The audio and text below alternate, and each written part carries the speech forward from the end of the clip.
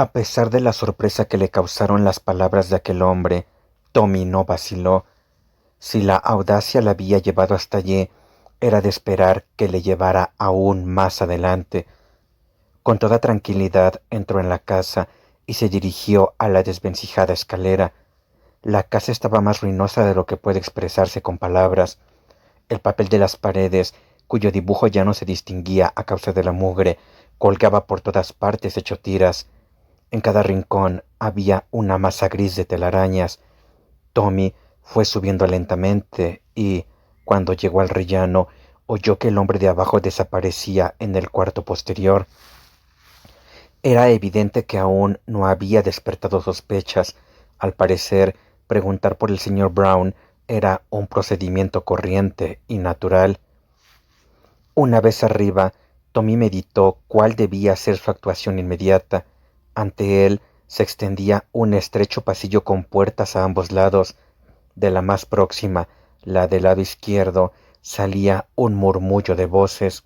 Era allí donde el hombre de abajo le había dicho que entrara, pero lo que llamaba su atención era un rincón que había a la derecha, semioculto por una raída cortina de terciopelo. Estaba justo enfrente de la puerta de la izquierda, y debido a su situación singular, desde él se dominaba la parte superior de la escalera. Como escondite para uno o dos hombres era ideal, ya que medía unos 30 centímetros de profundidad por 90 de ancho. A simple vista le atrajo. Lo pensó cuidadosamente, como era su costumbre. Supuso que la mera mención de señor Brown era la contraseña utilizada por la banda. A él le había permitido entrar sin despertar sospechas, pero ahora debía decidir rápidamente cuál sería su próximo paso. Y si entrase con osadía en la habitación de la izquierda, sería suficiente garantía el haber sido admitido en la casa. Quizás se precisara otra contraseña, o por lo menos alguna prueba de identidad.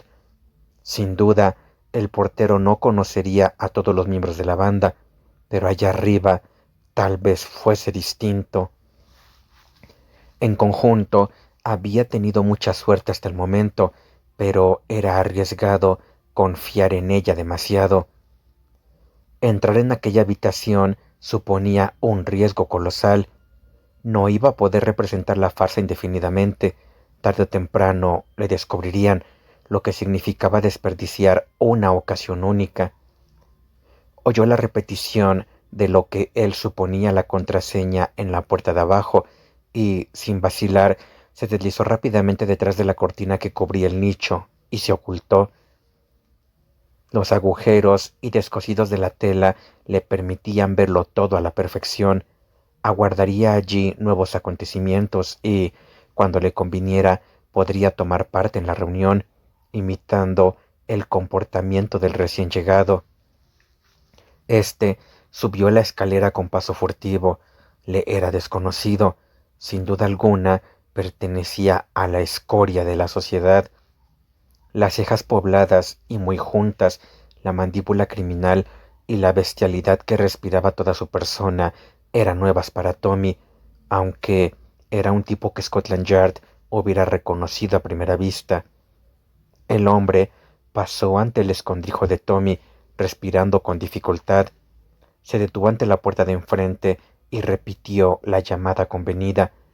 Una voz gritó algo desde dentro y el hombre abrió la puerta, lo que permitió a Tommy contemplar un instante su interior. Le pareció que debían haber unos 4 o 5 personas sentadas alrededor de una mesa larga que ocupaba casi todo el espacio, pero su atención se centró en un hombre alto, de cabellos cortos y barba puntiaguda, que estaba a la cabecera de la mesa con un montón de papeles ante sí.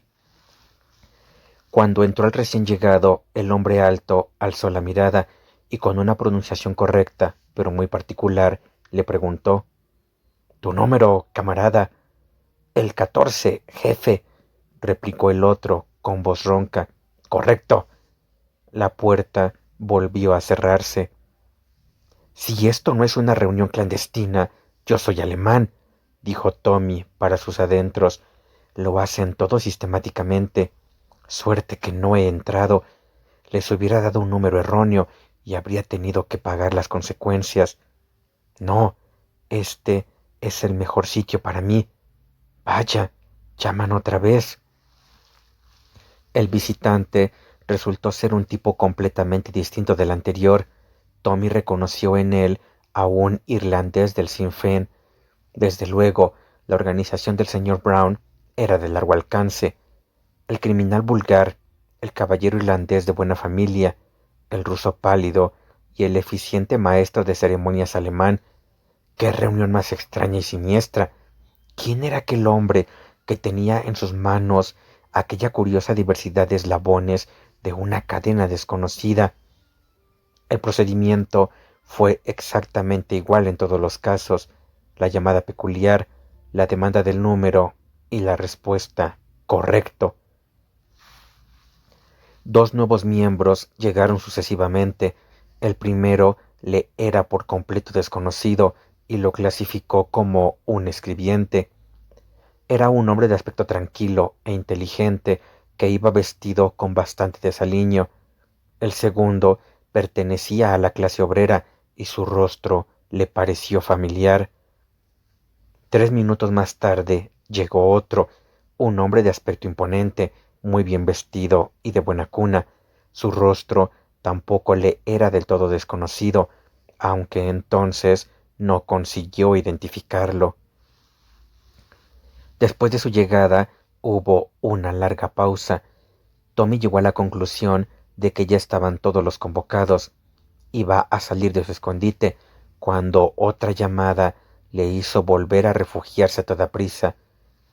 El que acababa de llegar subió la escalera con tal sigilo que apareció antes de que el joven se percatara de su presencia. Era bajo, muy pálido y con un aire casi femenino. El ángulo de sus pómulos denotaba su ascendencia eslava, pero aparte de eso, nada delataba su nacionalidad. Al pasar ante la cortina, volvió lentamente la cabeza.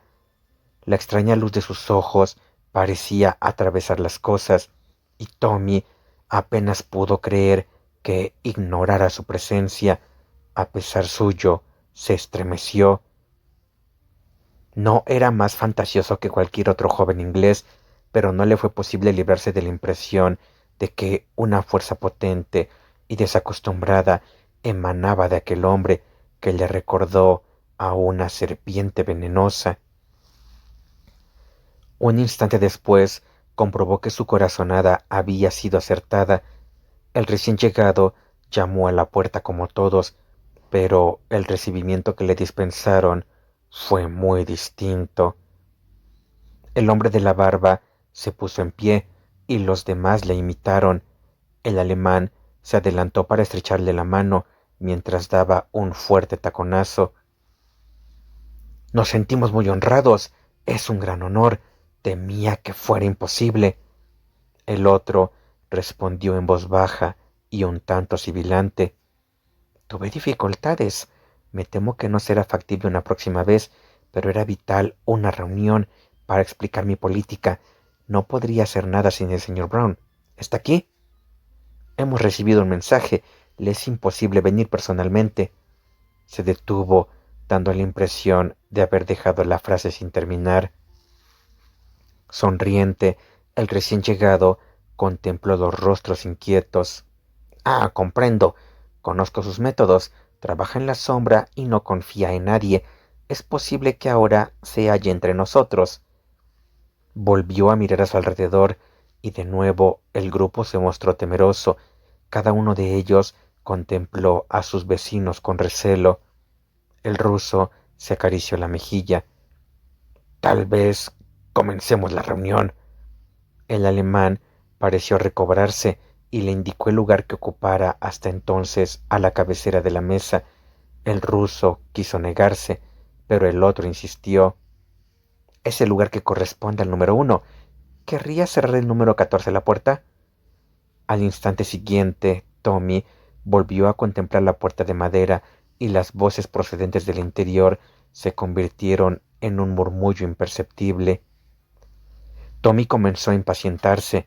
La conversación había despertado su curiosidad y fuera como fuese, tenía que seguir escuchándola. Abajo no se oía ruido alguno y no le pareció probable que subiera el guardián que estaba apostado en la puerta.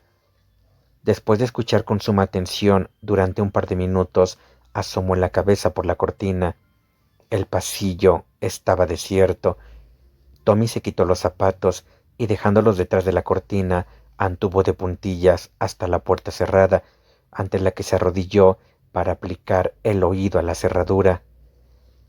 No consiguió oír gran cosa, solo alguna palabra suelta de vez en cuando, si alguien alzaba la voz, lo que no hizo más que espolear su curiosidad.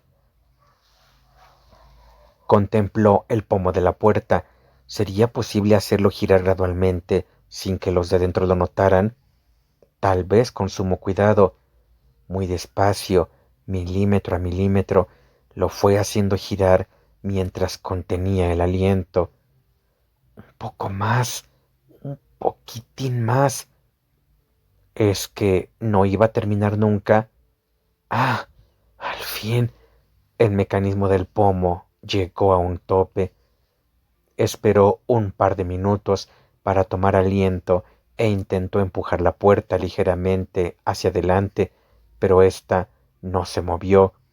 Tommy estaba impaciente. Si tenía que emplear mucha fuerza, era casi seguro que crujiría. Esperó a que las voces se alzaran algo más y volvió a intentarlo, aumentando la presión. ¿Se habría encallado la muy condenada? Al final, desesperado, empujó con todas sus fuerzas, pero la puerta no se movió ni un milímetro. Estaba cerrada con llave, o habrían echado el pestillo por dentro. Por un momento le dominó la ira. Bien, pensó, deben de haberme echado una maldición. Vaya truco sucio. Una vez apaciguado, se dispuso a hacer frente a la situación. Evidentemente, lo primero que debía hacer era llevar el pomo a su posición inicial. Si lo soltaba de golpe, los de dentro lo notarían, y por ello, con infinitas precauciones, realizó de nuevo el trabajo, aunque esta vez a la inversa. Todo fue bien, y con un suspiro de alivio se puso en pie. Su tenacidad, propia de un bulldog, le había resistirse a admitir la derrota. Aunque chasqueado de momento, estaba lejos de sentirse dispuesto a abandonar la lucha. Continuaba deseando oír la conversación de la habitación, y puesto que su plan había fracasado, idearía otro. Miró a su alrededor. Un poco más abajo, a la izquierda del pasillo, había otra puerta, y se dirigió a ella sin hacer ruido. Estuvo escuchando un momento, y luego tanteó el pomo. Este cedió, permitiéndole deslizarse al interior. La habitación, que estaba desocupada, era un dormitorio, y como en el resto de la casa el mobiliario se caía a pedazos, había montones de polvo por todas partes. Por suerte, Tommy encontró lo que buscaba, una puerta de comunicación entre las dos habitaciones. Cerró cuidadosamente la puerta del pasillo y se acercó a examinar la otra. Tenía corrido el pestillo y era evidente que no había sido utilizado en muchos años. Tirando con prudencia, al fin consiguió descorrerlo sin hacer demasiado ruido. Luego repitió la maniobra. La puerta se abrió un milímetro, pero lo suficiente para que Tommy oyera lo que hablaban. Al otro lado de la puerta había una cortina de terciopelo que impedía la visión, pero fue capaz de reconocer las voces con bastante exactitud. El que hablaba era el hombre del Sinn Féin, con su sonoro acento irlandés. Todo eso está muy bien, pero es esencial disponer de más dinero. Sin dinero no hay resultados. ¿Garantiza resultados? Otra voz que Tommy adjudicó a Boris explicó. Dentro de un mes más o menos, lo dejo a vuestra elección, les garantizo un reinado de terror en Irlanda, capaz de sacudir el imperio británico hasta sus cimientos. Hubo una pausa, y luego se oyó la voz suave y sibilante del número 1. Bien, tendrás el dinero, Boris. Tú te encargarás de ello, por medio de los irlandeses de Estados Unidos y el señor Potter, como de costumbre. Creo que será lo mejor, dijo una voz nueva con acento norteamericano, aunque quiero señalar que las cosas se están poniendo algo difíciles. Ya no contamos con la misma simpatía de antes y hay una clara tendencia a dejar que los irlandeses solucionen sus asuntos sin la intervención de Estados Unidos. Tommy imaginó que Boris se habría encogido de hombros al responder. ¿Y eso qué importa cuando el dinero solo figura que viene de Estados Unidos? La dificultad principal es el desembarco de las municiones, señaló el irlandés. El dinero nos llega fácilmente gracias a nuestro colega aquí presente. Otra voz que Tommy imaginó sería la del hombre alto de aspecto imponente, cuyo rostro le había resultado familiar, dijo: piensa en el efecto que eso causaría en Belfast si pudieran oírte. Entonces queda acordado, afirmó la voz sibilante. Ahora, sobre el asunto del préstamo a un periódico inglés, ¿has arreglado satisfactoriamente los detalles, Boris? Creo que sí. Bien, si fuera preciso, Moscú lo negará oficialmente. Hubo una pausa y después la voz del alemán rompió el silencio. Tengo instrucciones del señor Brown de presentarle los resúmenes de los informes sindicales. El de los mineros es muy satisfactorio. Tenemos que retener a los ferroviarios. Hay otras asociaciones que quizá nos den trabajo. Durante un largo intervalo reinó el silencio, roto únicamente por el crujir de los papeles y alguna explicación ocasional del alemán. Luego, Tommy oyó el ligero tamborileo de unos dedos sobre la mesa. ¿Y la fecha, amigo mío? Dijo el número 1. El 29. El ruso pareció reflexionar. Es demasiado pronto. Lo sé, pero ha sido acordada por los principales dirigentes laboristas y no podemos contrariarlos demasiado. Deben creer que es cosa enteramente suya. El ruso rió. Se estaba divirtiendo. Sí, sí, es cierto, contestó. No deben de tener la menor sospecha de que los estamos utilizando para nuestros propios fines. Son hombres honrados y ese es el valor que tienen para nosotros. Es curioso, pero no es posible provocar una revolución sin hombres honrados. El instinto del populacho es infalible. Hizo una pausa y luego repitió, como si la frase le hubiera gustado. Toda revolución ha contado con hombres honrados, luego se les quita de en medio con facilidad. Había un tono siniestro en su voz. Grimes debe desaparecer, resumió el alemán. Es demasiado prudente. El número 14 cuidará de ello. Se oyó un murmullo apagado. De acuerdo, jefe, pero supongamos que me pescan. Tendrás al mejor abogado defensor, replicó el alemán sin alterarse. Pero de todas formas, llevarás unos guantes con las huellas dactilares de un conocido delincuente. No corres un riesgo excesivo. Oh, no tengo miedo, jefe. Todo sea por el bien de la causa. Dicen que por las calles van a correr ríos de sangre. Habló con cierto anhelo. Algunas veces sueño con ello, y con diamantes y perlas, rodando por las calles a disposición de quien quiera cogerlos. Tommy oyó el sonido de una silla y el número 1 dijo: entonces, todo arreglado. ¿Estamos seguros del éxito? Creo que sí. El alemán habló con menos convicción que de costumbre. La voz del número 1 denotó recelo. ¿Es que ha ido algo mal? Nada, pero... ¿Pero qué? Los dirigentes laboristas, sin ellos, como dices, no podemos hacer nada si no declaran la huelga general el 29. ¿Por qué no iban a hacerlo?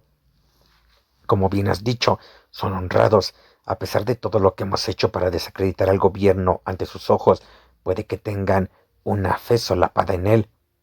Pero, lo sé, abusan sin cesar, pero en conjunto la opinión pública está del lado del gobierno. De nuevo, los dedos del ruso tamborilearon sobre la mesa. Al grano, amigo mío. Me han dado a entender que existe cierto documento secreto que nos asegurará el éxito.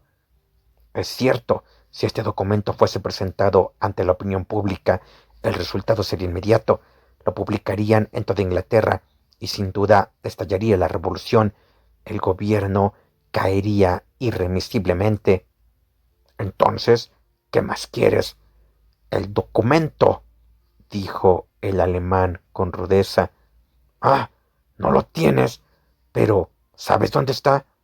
Hay una persona que tal vez lo sepa y ni siquiera estamos seguros de eso. ¿Quién es esa persona? Una chica. Tommy contuvo el aliento.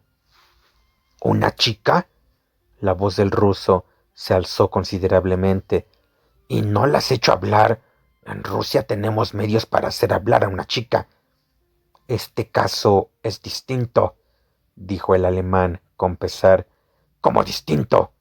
Hizo una pausa y continuó. ¿Dónde está ahora esa muchacha? ¿La chica? Sí, está. Pero Tommy ya no oyó nada más. Recibió un fuerte golpe en la cabeza y todo fue oscuridad.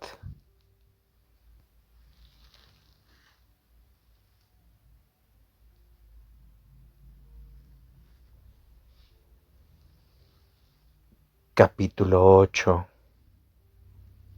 Las aventuras de Tommy.